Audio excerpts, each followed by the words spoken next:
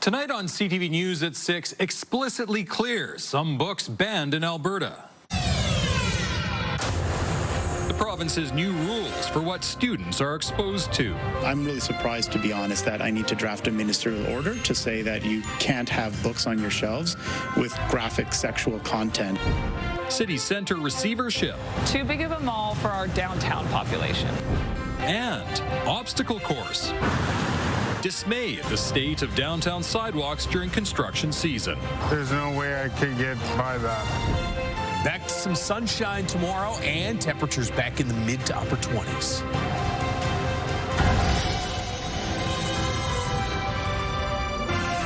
CTV Edmonton, local breaking news with Jeff Hastings. Good evening. The province is banning books that contain explicit sexual content from schools. It's one of the new standards the government says it is introducing to school divisions across the province. CTV's Evan Kenny joins us now in studio. And Evan, how is the province defining explicit content? Jeff, the Education and Child Care Minister says detailed and clear depictions of sexual acts will not be allowed. The province is allowing books with non-explicit content to remain, such as hugging and kissing. Non-sexual content, like books about puberty or pregnancy, will be allowed in all grades. Schools have until October 1st to remove any book that does not comply. These changes do not apply to municipal libraries located within schools or materials used by teachers as learning and teaching resources. The province held an online survey for 10 days at the end of May into early June, asking people how school libraries should handle material with explicit content. It says of the nearly 80,000 responses, roughly 2/3 of people said material should be made available at differing ages. We have ratings on movies, given the nature of violence and sexual content that's displayed in movies. This already exists in so many different aspects of our society. I'm really surprised, to be honest, that I need to draft a ministerial order to say that you can't have books on your shelves with graphic sexual content. The province is also putting in new standards for how library materials are selected and reviewed, how staff supervise students' access, and how someone can request a review or removal of materials from a school library.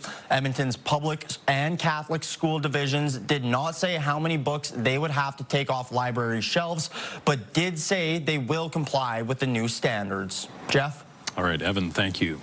A father and son from Edmonton are facing charges of human labor trafficking connected to businesses they owned outside the city. RCP began investigating illegal business practices involving immigrant workers last summer at a gas station in Kalmar and a motel in Fox Creek. Police believe workers were forced to work 80 to 90 hours a week without proper compensation, were subject to exploitive payment practices, were overcharged for rent and expenses, and subject to harassment. 4 victims were identified, men and women. Police won't say where they're from or provide their ages. RCMP believe there are other victims. This investigation is ongoing, with allegations of money laundering still being investigated, and authorities continue to actively pursue all related offenses. Investigators are committed to fully uncovering the full scope of the operation and ensuring that all individuals are held accountable while victim supports are provided. What we're seeing is a trend that more and more victims of this type of crime are feeling more safe to come forward. Not to say that labor trafficking didn't exist before, but we're certainly seeing more of it today than we did a few years ago. RCMP investigated 117 human trafficking cases in Alberta in 2023. 10 were labor-related. The numbers jumped to 180 investigations last year, 21 involving labor trafficking. The company that owns Edmonton's City Centre Mall is in receivership, leaving the mall's future uncertain. As CTV's Nav Sangha reports, some say it could open up an opportunity to rethink and to innovate. During a summer weekday, there's some foot traffic at City Centre Mall downtown, but there's also a lot of empty retail spaces. The mall has been struggling over the last few years, and now more bad news. Its owner is in receivership. Yeah, it's surprising and sad to hear that that's the way that it's going, but it's kind of understandable. According to court documents, Edmonton City Centre Incorporated owes nearly $140 million to a real estate lender. An accounting firm is now in charge of all the assets, which include the mall and 3 attached office towers. It's been apparent for some time that the asset owners were really stretched and just not in a position to appropriately invest in the property. Panita McBride says when marquee tenants like Sport Chek and Hudson Bay closed their mall locations, the writing was on the wall. Too big of a mall for our downtown population, for sure.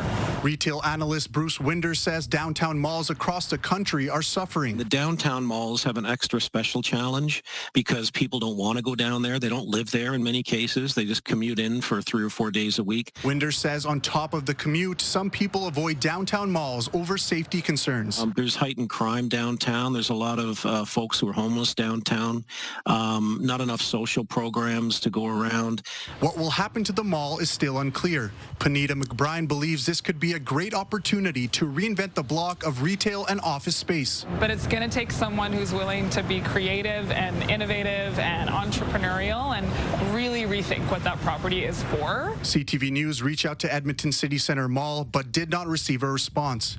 In a statement to CTV News, LaSalle Investment Management, one of the beneficial owners of Edmonton City Centre, says unprecedented market shifts in recent years have created unique challenges for this property, adding we've worked closely with all parties, including our investors and lender, to find the best possible resolution.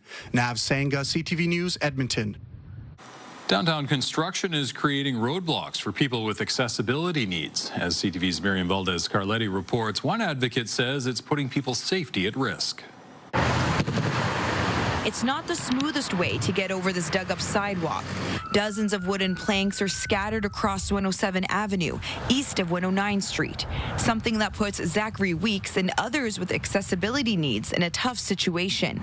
Will those boards withstand the weight of my chair? But for folks that are in manual wheelchairs, it can pose extra challenges if you're not paying attention. The city is putting in new street lamps along 107 Avenue. That's left gaps in the sidewalk. In some areas, the temporary planks are broken or missing. Sometimes it's like playing snakes and ladders, right? You think you're good, and then all of a sudden you get to an area that's a dead end. Like here. No way we can get by that, so this is where we need to go.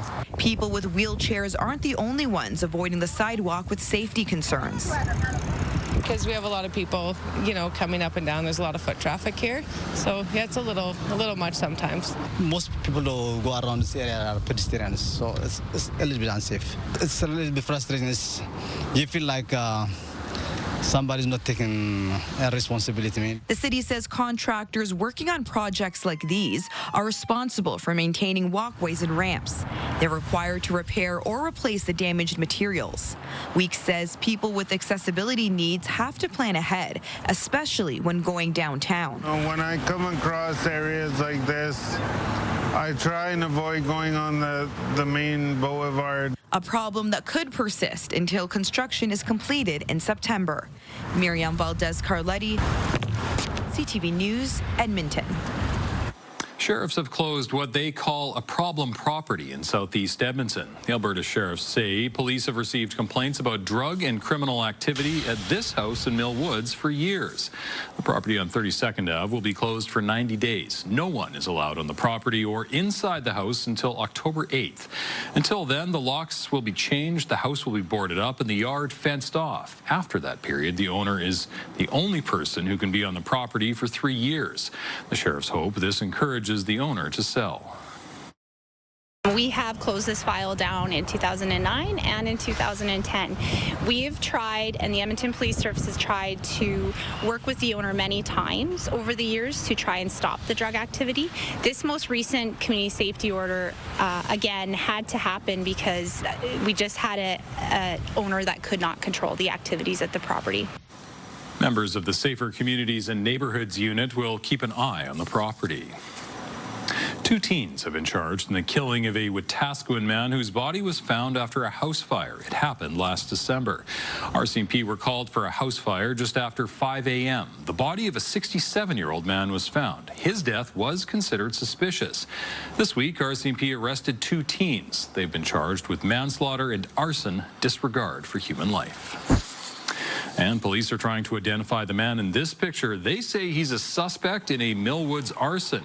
Police say in June, someone broke into and set fire to a garage in the area of 65th Street and 14th Ave. The flames spread to the house. A family of 7 was inside. They managed to escape, but the home was destroyed. Anyone who could identify this man is asked to contact Edmonton Police. Fans are getting ready to rock out this weekend with the Rockin' Thunder Music Festival at the Edmonton Expo Centre. Legendary rock band Def Leppard will headline Friday night. Weezer will headline Saturday night. Joan Jett and the Blackhearts, Bret Michaels, and Stone Temple Pilots will also be taking the stage this weekend. A festival representative says today is the calm before the thunder. Get ready to have a whole lot of fun. It's going to be a great vibe. It's going to be loud. It's going to be a blast. Tickets to the event are still on sale. Gates into the festival open at 1 p.m. both days and will close at 11 p.m. following the headliner. Life in the city can be hectic, stressful, and overwhelming for some people. A new program from the City of Edmonton is hoping to help people reconnect with the nature that exists around them and with themselves. CTV's Connor Hogg takes a look at the experience of forest bathing. Mere minutes from the hustle and bustle of the city, guides are preparing to assist this group through the experience of forest bathing. You're entering a separate place, a space that you can really hold for yourself. When I first heard about forest bathing, I was like, are there going to be like bathtubs? What is it? That is a common reaction. There will be no actual bathing in water during the session. Forest bathing comes from the Japanese practice of Shinrin-yoku, a type of forest therapy. The city-run program is in its first week. It's paid for by the federal government's 2 Billion Trees initiative. Choose an invitation that calls to you. You can take a moment to figure out what feels good. Sessions are made up of invitations, prompts to focus on exploration, meditation, or reflection. I'm not artistically inclined, but I decided to draw what I was seeing, and I was actually impressed with what I was able to do. I think a lot of people who come to this practice are just hoping for a bit of relaxation and are often kind of surprised by the feelings that it can bring up. Immersing oneself in the forest, in the woods, opening the senses and finding a real nature connection to decompress from urban life.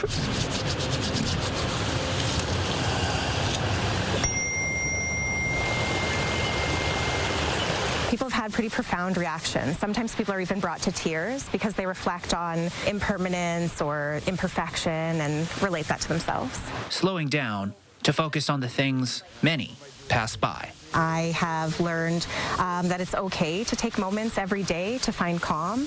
I'm much better at making space for myself.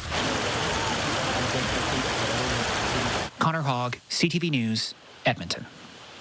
Well, that steady breeze all day today, Josh, probably sounded great in the woods. Yeah, and I think, again, tomorrow won't be as strong as today, but through the afternoon hours, it'll probably be a little bit breezy. It will be several degrees warmer tomorrow than it was today, though. Wind has started to die down downtown. Right now out of the northwest, about 10 kilometers per hour. Temperatures have dropped to 20 downtown. You can see south the city, though, and Stony Plain still gusts in the 30 to 40 kilometer per hour range, which is where most of the city was for much of the day today. Started the day at 11 degrees, 23 for a daytime high this afternoon. There were a couple really isolated showers, mainly on southern parts of the city early this morning. And then a few more popped up this afternoon. We'll show you that on the radar map in a moment. But first, that's a beautiful shot of the forest and the skyline. Partly cloudy skies outside right now in Edmonton with 2 little shower cells, one that is just exiting the southeast corner of the city, another one just now crossing the Yellowhead, passing over downtown. Off to the northwest as well, just north of Spruce Grove. I think that's going to miss the city behind those, there's nothing. Skies will just start to clear. Further to the northeast, some scattered showers and thunderstorms, and then we've had some thunderstorms in the Red Deer region. Those are now south of Red Deer, and that line of thunderstorms actually from south of Didsbury up towards just south of Red Deer do have the potential to produce some nickel-sized hail, so there are severe thunderstorm warnings there. Nothing in the way of severe weather or non-severe thunderstorms in the Edmonton area for tonight. Skies clearing through the overnight period. Cool start tomorrow. 10 degrees with mainly sunny skies, but up 27 tomorrow afternoon. Full look at your weekend forecast in a couple minutes. Thank you, Josh. Still ahead on CTV News at 6, take me out to the movie night. And for our not-for-profit, it's something that we haven't done before, and we're just excited to represent the community here in Edmonton. The Riverhawks host a big screen fundraiser and really important, and we pride ourselves on getting kids outside and to be active. Another summer at Edmonton's Green Shacks.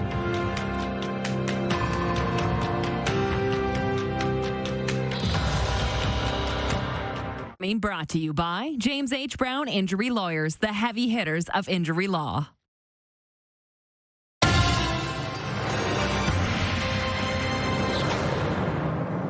New video has surfaced of a chaotic scene at the Calgary Stampede after 3 teenagers were stabbed on the midway. No one has been arrested. The Stampede says security procedures will remain the same while police investigate. A warning, some viewers may find the video upsetting. CTV's Alicia Fieldberg reports. Video captures a violent attack on the Stampede midway, including what appears to be a stabbing. It was posted to social media, and now Calgary police believe it may be connected to Tuesday night's triple stabbing. The video is partially blurred because the people involved appear to be minors. The incident sent 3 teens to hospital with serious and life-threatening injuries. While it weighs on many people's minds, it isn't changing their Stampede plans. It's definitely scary, but I think there definitely was a lot of crowd. I did read about it, yeah, but that doesn't concern me. I figure they've got enough security that they know what they're doing. Some guests say security seems more thorough than it was before the attack. I came like a couple, about 3 days ago, and it was much better. Like, they had higher standards this time, and they actually were checking everybody properly, and rather than like being like it's okay and like letting it. Police are unsure how the weapon used in the stabbing got onto the grounds. Officers are at every entry gate supporting Stampede security, who search belongings and screen attendees as they pass through metal detectors. They checked my bag, and then we walked through the metal detector. They did make sure they had a thorough look and hustle. Quick pat down, but smooth. The people that are working, they do their job properly. They know what to do, make sure that everyone's in here safe. Growing attendance does raise concerns for some. The day of the attack, a record-breaking 193,000 people came to the grounds, many for a popular concert on the outdoor stage. Maybe just keeping a better eye on things and the crowds, especially. I feel like they can get out of hand sometimes. A security expert says you need a balance to manage risks while preserving the Stampede experience. At the park, you search everybody that comes in. Do you have cops every 3 feet? You know, it's just, do you over-police to the point that it's not a fun event anymore? Police are still investigating the attack, which they say was between 2 groups of people who knew each other. Guests say they still feel safe and focus on the fun. I mean, in a busy event like this, stuff's bound to happen, but as long as they're taking proper precautions after that, then I'll feel safe here. Well, if I don't have any problems with someone, why am I scared to come to the Stampede, right? The Alberta government has tapped a longtime lawyer and recent provincial policy advisor to head its new involuntary drug treatment system. Jonathan Carlson will lead what the province calls the Compassionate Intervention Commission. Officials say he'll be responsible for approving applications, though his decisions can be challenged in court. Earlier this year, Premier Danielle Smith's government passed legislation to create the new system. It allows people to be forced into addiction treatment facilities without their consent. The Grey Nuns Hospital is screening people for measles from their vehicles.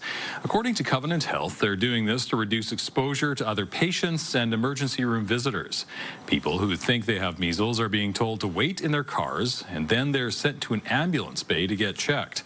Infectious disease experts say events like the Stampede or K-Days are a recipe for the spread of measles. They point to people being unvaccinated or not having both doses of the measles vaccine, who are now traveling this summer. This is a public health emergency. It is a huge concern that we have unmitigated spread of a virus that is easily preventable. The Ministry of Primary and Preventative Health Services says the government is not considering declaring a public health emergency. Alberta recorded 21 new cases of measles overnight, most of those in the North Zone. Goodwill is teaming up with the Edmonton Riverhawks for a movie night at the ballpark. Come on! We'll take you on right here, right now! The Sandlot is a classic 90s comedy that tells a story about young baseball players. You can enjoy the movie outside on the big screen at Remax Field. Tickets are $5. All proceeds go to Goodwill's mission of helping people with disabilities find employment. Goodwill says this fundraiser is a first. For our not-for-profit, it's something that we haven't done before, and we're just excited to represent the community here in Edmonton. The movie starts at 7 p.m. Friday. Doors open at 6:30. Kids are in for a free summer of fun at Green Shacks across the city. The annual drop-in program has a variety of activities for kids to try, including different sports, games, arts, and crafts. The City of Edmonton says the program is a great opportunity for kids all summer long. Really important, and we pride ourselves on getting kids outside and to be active. And this is an opportunity where kids can come out, do that right here, get off those devices, and make some friendships, be around other people. In partnership with Edmonton's Art Council, Green Shacks will also host free concerts and performances throughout July and August. Coming up, birds, books, and backpacks. I think it's really great that they had this idea, so then kids can go outside and get into birds like I did too. Birdwatching gear now being loaned out at the Devon Library. More in a few minutes. Sunshine on the way for Friday and most of Saturday as well, with some nice warm temperatures. Could see scattered showers on Sunday, though. Your forecast is next.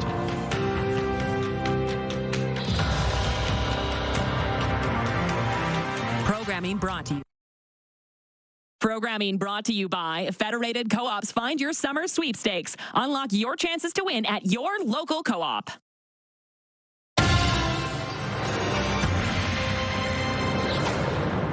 The Devon Public Library has launched a new program pairing reading with birdwatching. As CTV's Merrick Takash reports, the idea is getting a lot of interest.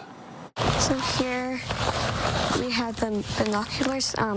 They're very useful. Isabel Gibbons was one of the first people to borrow a bird-watching backpack from the Devon Public Library. I think it's really great that they had this idea, so then kids can go outside and get into birds like I did too. The library started lending out bird backpacks 1 week at a time. Inside each kit, a pair of binoculars, a Birds of Alberta guidebook, an Edmonton birds pamphlet, and a birding checklist specific to the town of Devon. We do have a waiting list on the bags so far, but yeah, we'll see how it goes all summer. We expect it'll be pretty busy over summer, and they won't be on our shelf at all. So Karen Haig, a longtime volunteer for the library, was inspired to bring the program to Devon after hearing of a similar one at the Regina Public Library. Town Council's been very supportive, and the library, it kind of puts everybody together, and the Friends of the Library. So several groups went together to put the project together.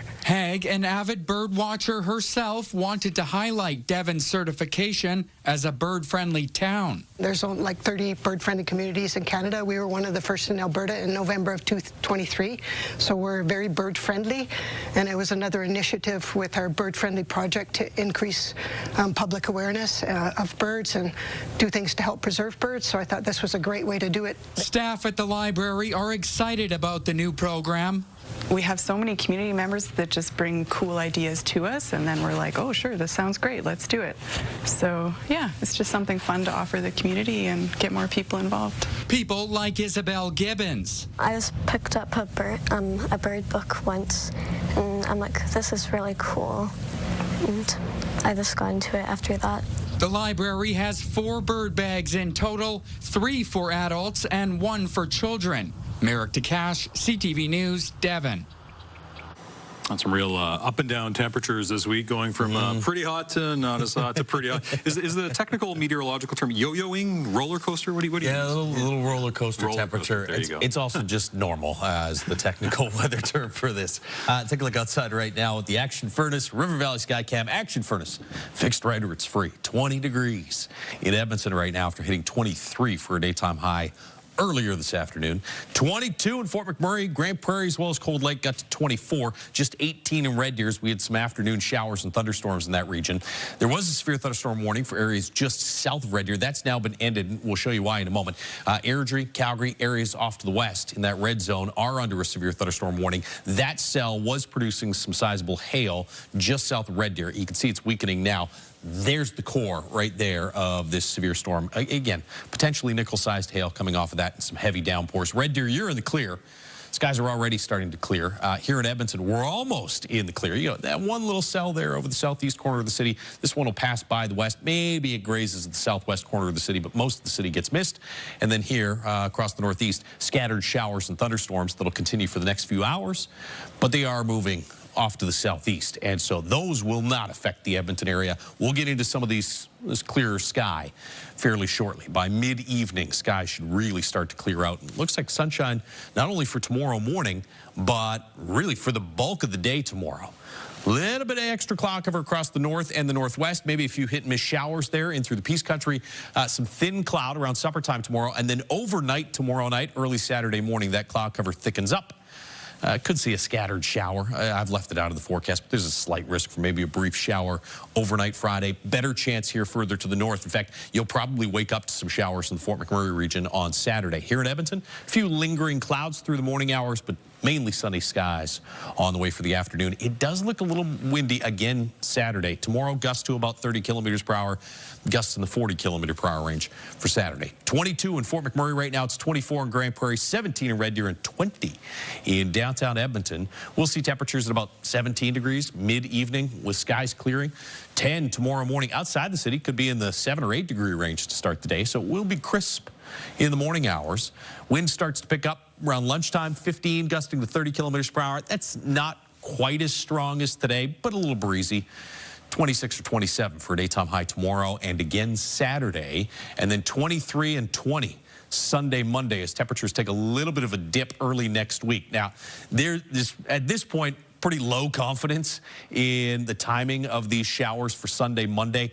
I wouldn't go canceling any outdoor plans that you have. It's certainly not going to be as warm as it will be Friday, Saturday, but we'll try and nail down the likelihood and the timing on those showers for Sunday, Monday in the coming days. 22 Tuesday as temperatures start to sneak back up. And it looks like towards the end of next week, we're right back into the mid to upper 20s, which is where we should be tomorrow and Saturday. Thank you, Josh. Coming up, Government of Canada workers bracing for layoffs. It's really going to cut deeply, and I think it really truly will affect service to Canadians. It comes as Ottawa says it needs to find billions of dollars in savings over the next 3 years. Programming brought to you by James H. Brown Injury Lawyers, the heavy hitters of injury law. Programming brought to you by Century Casino, 3 great locations, Edmonton, St. Albert, and Century Mile.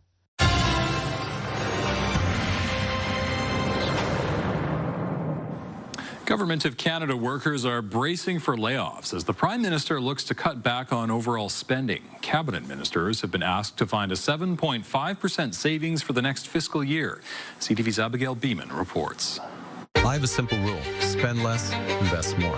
A new promotional video from the Prime Minister addressing what everyone in Ottawa is talking about, the call for big savings. I will balance our operational budget in 3 years.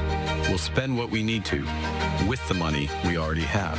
But neither Mark Carney nor his ministers are talking specifics about potential chopping block targets, with a new goal to save $25 billion annually within the next 3 years. I'm pretty thorough, and I do my homework, and I'm going to do that before I have this type of conversation. That $25 billion is a very large number. The president of the Professional Institute of the Public Service of Canada wants to know more, worried about the possibility of cuts to jobs in Canada's meteorological service, warning of serious weather, for example, or food inspectors warning about food safety. I'm really concerned that, it's not going to be just looking to find people through attrition. It's really going to cut deeply, and I think it really truly will affect service to Canadians. So net, the actual number of public servants might actually stay the same. Sahir Khan of the Institute of Fiscal Studies and Democracy does not expect immediate mass layoffs or impacts to services. He says it's more about reallocation to the new government's new priorities. You're going to see public servants kind of have to go where the money is. So if your area is kind of getting de-emphasized in defense, RCMP, other areas, CBSA are getting emphasized, the money and the jobs are going to go there. The call to Cabinet to find savings only went out this week with an end-of-summer deadline. We'll have to wait until the fall budget to get some serious specifics, and even then, this budget may not tell the full story. It's likely to be a multi-year exercise. Abigail Beeman, CTV News, Ottawa. Industry Minister Melanie Joly says Canada will fight back against Donald Trump's 50% tariffs on copper. The U.S. president is threatening to impose the hit August the 1st. It comes as we near the deadline to come up with a Canada-U.S. trade deal. CTV's Mike Couture has more, including on where negotiations stand today. The Canadian government is digging in on its vow to push back after the U.S. president announced the date for those copper tariffs late yesterday. We'll fight against it, period. A defiant declaration from Canada's industry minister talking about the threat of 50% tariffs on Canadian copper.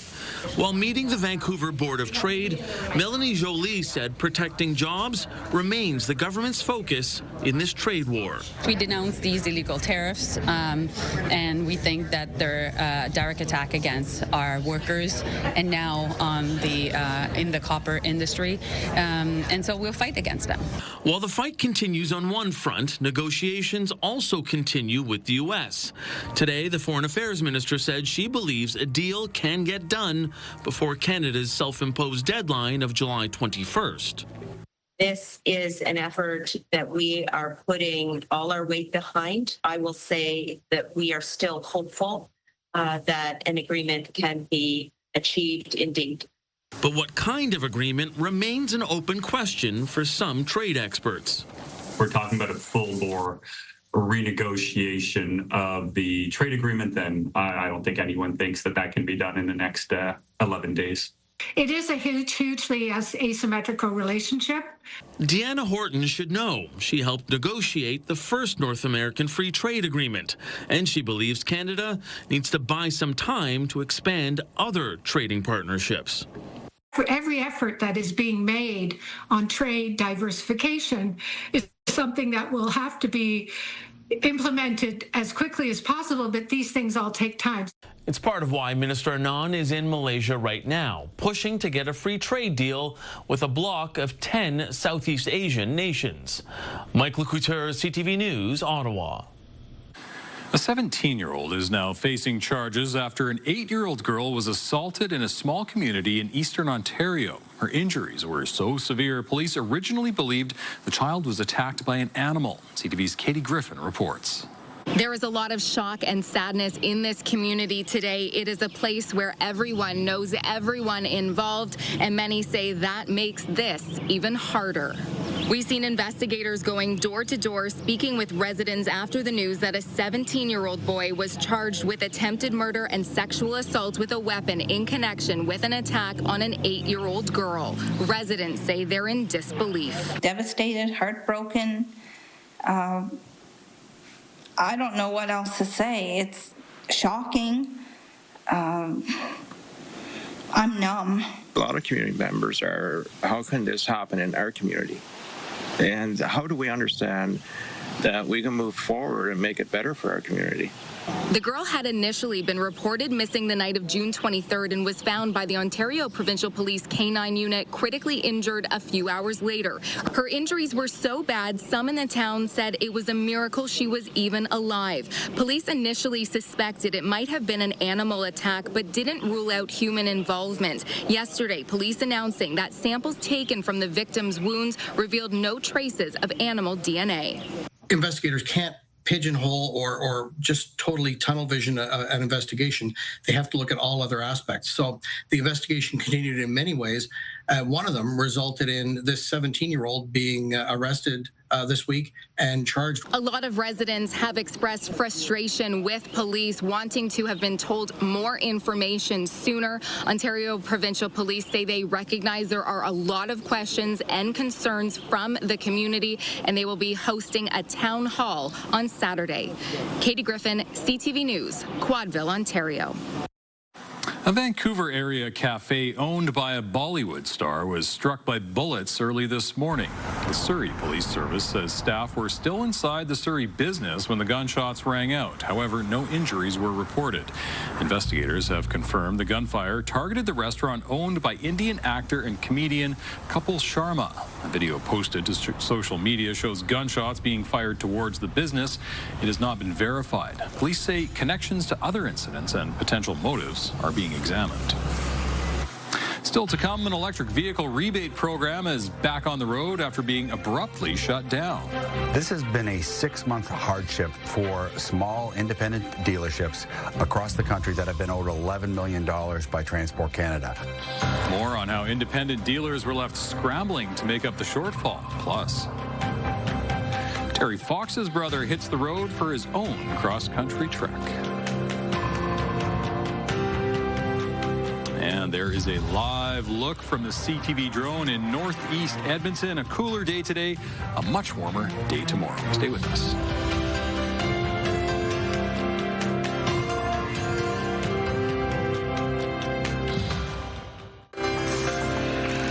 Checking on the markets, the Canadian dollar traded for 73 cents to the American dollar. Oil is down nearly $2, closing at $66.57 U.S. a barrel.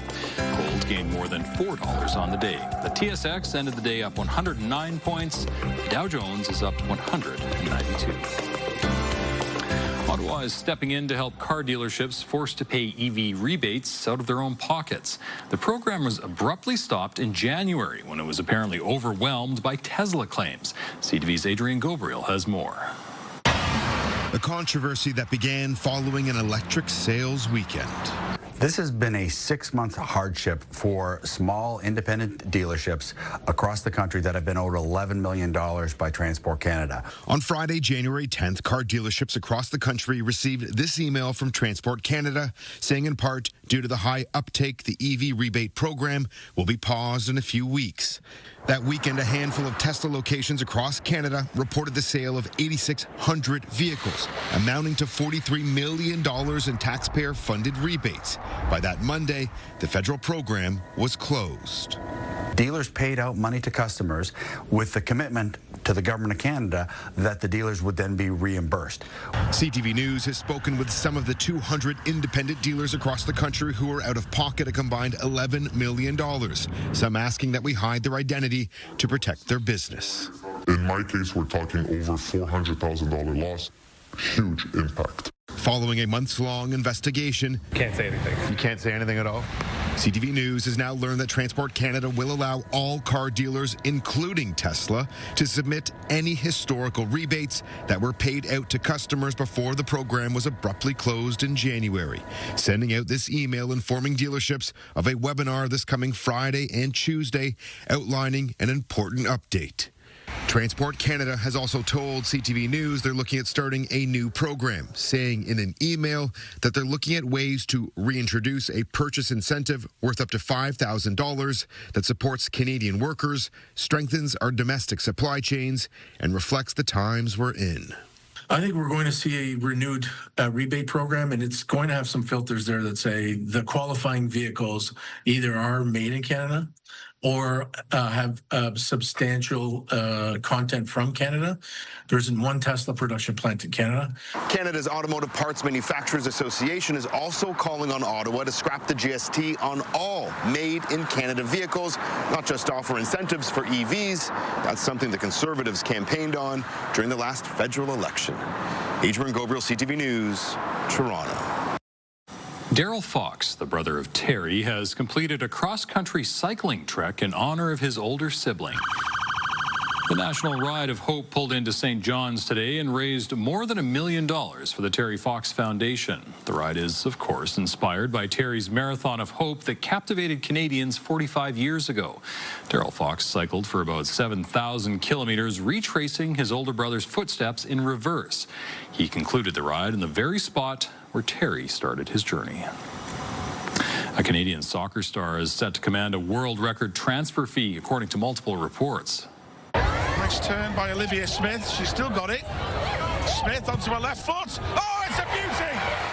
Toronto's Olivia Smith, who grew up playing in Ontario, is being transferred from Liverpool to defending European champion Arsenal for a record fee of £1 million. That's more than 1.8 million Canadian. She'll be the first woman to break the £1 million milestone. Once the transfer is finalized, Smith will be paid a negotiated salary with the club. One of the most talked about moments at Wimbledon yesterday happened off the tennis court. Everybody engrossed. Everybody engrossed except for actor Hugh Grant. The 64-year-old was spotted asleep during a men's quarterfinal match. Sunglasses couldn't hide this nap taken in the royal box. An earlier clip shared on Wimbledon's Instagram account does show the actor a little more alert at a different match. Still to come, a bakery break-in with a bizarre twist. Spends around a good minute reading his ingredient list, making sure which one he wants. Thieves target a BC bake shop but return shortly after to look at some of the ingredients.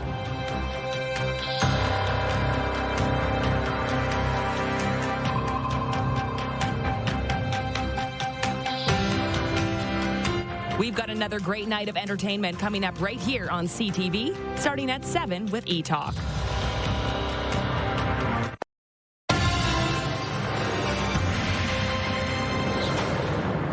A BC bake shop is out thousands of dollars after two thieves broke in and made off with valuables. It appears the two also have a sweet tooth as they returned later to check out some of the product. CTV's Sinjin Alexander brings us the goods. This is the door they used to come in. But rather than breaking in, they actually broke off the lockbox. The alarm was tripped and blaring, yet surveillance video shows two intruders seemingly unfazed, heading straight to the till at Dan Go Cake Lab, grabbing iPads, cash, checking every nook and cranny for more. Then for some bizarre reason, while they were opening the doors, they found birthday toppers and candles, and they decided they wanted that as well. And apparently one of them has a sweet tooth, because on the way out couldn't resist a package of Chips Ahoy. Timestamps show this all unfolded very early Monday. They have masks on, hoodies on. One of them has a cigarette in his mouth. As if this brazen bakery break-in wasn't enough, it got even more bizarre. The thieves came back for more, only 40 minutes later. This time, much more relaxed, taking time to compare different types of chocolate. Spends around a good minute reading his ingredient list, making sure which one he wants. I mean, there's dark chocolate, white chocolate, and he just chose the cocoa butter, which he can't really eat on its own. They stroll to the back of the kitchen, to the staff area. Opens all the lockers, sees which one has a nicer jacket, decides he wants that one olive green jacket. It sounds to me like they were not in a rush. No, they were on a shopping spree. After taking more cash from the office, they sauntered out of the store, a Bluetooth speaker and cocoa butter in hand. It was already daylight, and staff showed up only minutes later to find the door open. But that's the reality of it. I mean, you look, the first time they were in and out in a minute and a half. The second time they took their time. Roughly $10,000 worth of goods are gone, and Mounties are now on the case. Now, surveillance cameras also caught images of two men wearing the same clothes, watching the pastry shop earlier in the day. Clear shots, the owners believe, of Richmond's sweet tooth burglars. Sinjin Alexander, CTV News, Richmond.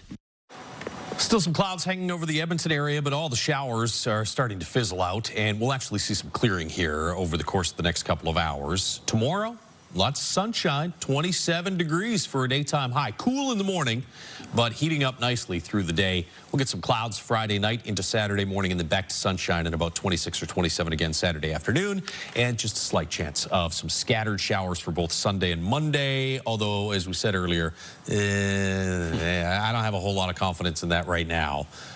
Come back tomorrow, and hopefully we'll have a little better handle on the timing, the intensity, and which day we might actually see some of those showers. I've got Elks fans that are angry at me right now on Twitter. Yes. So, all right. Thanks, Josh. And thank you very much for sharing your time with us. For news anytime, visit ctvnewsedmonton.ca or the CTV channel on YouTube. Stay tuned.